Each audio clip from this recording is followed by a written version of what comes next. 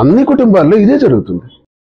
24లో MLA అభ్యర్థికి రాష్ట్రంలో మొదటిసారి జగన్మోహన్ రెడ్డి గారు మూలపేట పోర్టు ఓపెనింగ్ నిర్మాణంలో శంకుస్థాపన పనుల సందర్భంగా టెక్కలు ఇచ్చేసి ఏప్రిల్ 19, 24వ సంవత్సరం నా టికెట్ అనౌన్స్ చేశారు. ఆ టికెట్ అనౌన్స్మెంట్తో ఇంకా పార్టీలో గట్టిగా పనిచేసుకుని అన్న నాకు ఇన్ఛార్జ్ ఇచ్చాడు, ఎమ్మెల్సీని చేశాడు, గతంలో ఎంపీగా ఇచ్చాడు, ఈసారి ఎలాగైనా గెలవాలి అని ఒక అకుంఠిత దీక్షతో పనిచేస్తున్నటువంటి నాకు అప్పటికే జగన్మోహన్ రెడ్డి గారు నా టికెట్ ప్రకటించినప్పటికే 4 సిట్టింగులు అయ్యాయి అధిష్టానం వద్ద. ఆ 4 సిట్టింగుల్లో తన అధిష్టానం వద్ద పెట్టిన డిమాండ్ ఏంటంటే టికెట్ నాకు ఇవ్వండి, నాకు దువ్వాడ శ్రీనివాస్తో డివర్స్ ఇప్పించండి, విడాకులు ఇప్పించండి, నాకు లేదంటే నేను ఊరేసుకొని ఇక్కడే విషం తాగి చేస్తాను. ఇది బ్లాక్మెయిల్ అధిష్టానానికి. ఈ రకమైన పరిస్థితి వచ్చినప్పుడు నేను అధిష్టానానికి ఒక మాట చెప్పాను. నా 25 సంవత్సరాల కష్టం, నేనైతే ఏంటి, ఆమె అయితే ఏంటి, ఎవరైతే ఏంటి, తనకుంది దువ్వాడ శ్రీనివాస్ కాకూడదు, తన భర్త కాకూడదని. నాకు అలా లేదు, నేనంత స్వార్థంగా ఆలోచించలేదు.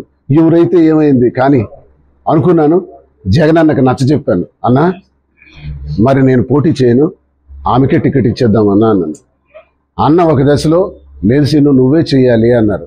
అన్న నా మాట తప్పైతే క్షమించండి అన్న, నా కుటుంబ వ్యవహారం రోడ్డుకి ఎక్కేస్తుందన్న, ఇబ్బంది ఎక్కువ అవుతుందన్న, గతంలో నువ్వు ఎంపీ టికెట్ ఇచ్చినావు నాకు 2019 సంవత్సరంలో, ఆ రోజు సొంత కుటుంబ సభ్యులనే నా మీదకి పోటీకి పంపిందన్న, మరికొంతమందిని ఉసుగొల్పి ఆ ఎంపీ టికెట్ శ్రీనికి కాదు ఇతనికి ఇవ్వండి అన్నట్టు మీ దగ్గరికి పంపారు. అప్పటి నుంచి ఎప్పటి నుంచో నేను నరకం అనుభవిస్తున్నానన్న, వద్దన్న ఈసారి మనం గెలుస్తాం, అంతా బాగుంది, తనే పోటీ చేస్తారదన్నా, నేను సహకరిస్తానన్నా అని జగన్ అన్నకు నచ్చజెప్పి టెక్కలొచ్చి నాకు మూలపేట పోర్టు శంకుస్థాపన సందర్భంగా అనౌన్స్ టికెట్ రూపంలో నీకు వదిలేనే. నేను సంపాదించిన వ్యాపారాలు, నాది గ్రానైట్ వ్యాపారం, నేటికి 25 సంవత్సరాలుగా గ్రానైట్, ఇప్పుడు కూడా గ్రానైట్. ఈ గ్రానైట్ వ్యాపారంలో నేను దైవ సాక్షికి చెప్తున్నాను, ఆత్మ సాక్షికి చెప్తున్నాను, ఎంత డబ్బు వస్తే అంత డబ్బు తన చేతిలోనే పెట్టేవాడిని, కాదంటే అడగండి.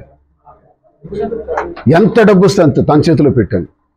నా చేతుల్లో పెట్టుకొని విలాసాలకో షికారులకో లేదా ఏదే దేశ విదేశాలు తిరగటానికో నేను ఆ డబ్బులు వృధా చేయలే, జల్సాలకి షికార్లకి నేను వృధా చేయలే, ఆమె చేతుల్లోనే డబ్బులు పెట్టాను. డబ్బు పెట్టడమే నాకు తెలుసు తప్ప లెక్క అడగడం కూడా నాకు తెలియదు. ఏనాడు కూడా ఆ డబ్బులు ఏమైనా అవేమైనా ఇవేమైనా నేను ఎప్పుడు అడగల. అంటే ఆమెకు ఆ గౌరవం, హోదా, ఆ స్థితిని నేను ఎప్పుడు ప్రశ్నించలా. నా కష్టాన్ని నేనే పడ్డాను. ఇది డబ్బు ఉన్నప్పుడు, వ్యాపారాలు డౌన్ అయినప్పుడు, లేనప్పుడు కూడా అలాగే చూశాను.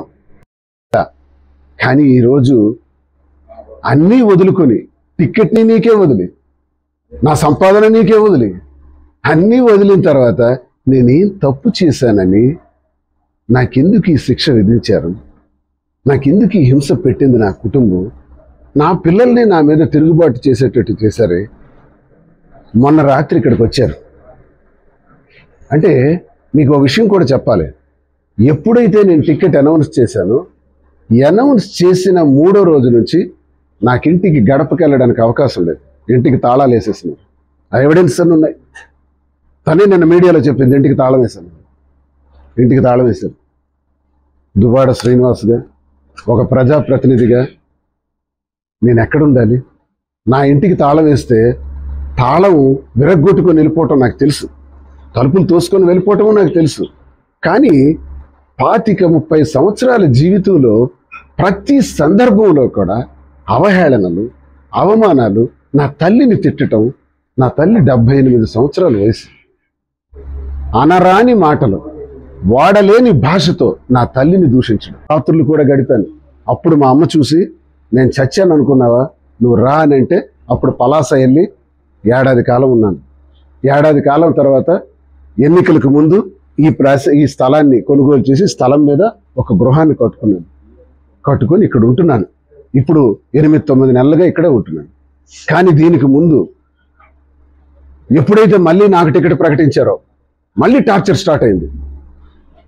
నా ఆస్తులు ఇప్పుడు రాస్తారా లేదా, ప్రెస్ మీట్ పెట్టమంటారా, లేకపోతే సూసైడ్ చేసుకోమంటారా, లేదా మీడియాకి చెప్పమంటారా, ప్రజలకు చెప్పమంటారా అని నన్ను ఈ పార్టీ అబ్జర్వర్స్ ని టార్చర్ టార్చర్ టార్చర్. కుటుంబం ఎందుకు చెప్పుకోవాలి? భరిద్దాం. భర్త అంటే ఏంటి? భరించేవాడే కదా. భరించాను. ఎప్పుడైతే ఇంటికి తాళం వేశారో, ఓహో ఇది బ్యాడ్ ఇంటెన్సిటీతో జరుగుతుంది, ఇందులో దురుద్దేశం ఉంది, నేను ఆ ఇంటికి వెళ్ళి మాత్రం ఏం చేస్తాను, నన్నే డంబెల్ నా మీదే విసరాలని అనుకునే ప్రయత్నం చేసిన ఆమె దగ్గర టికెట్ ప్రకటించక ముందు 3 నెలలు వేరేగా ఒక గదిలో వెళ్ళి ఉండేవాడిని. ఒక్కడిని వేరేగా వెళ్ళి గదిలోకి వెళ్ళి తాళాలు వేసుకుని ఉండేవాడిని. రాత్రి తాళం వేయకపోతే రాత్రి నాకు నిద్రపడదు. ఎందుకంటే ఏ రాత్రి ఏ ప్రమాదమైనా జరగవచ్చు.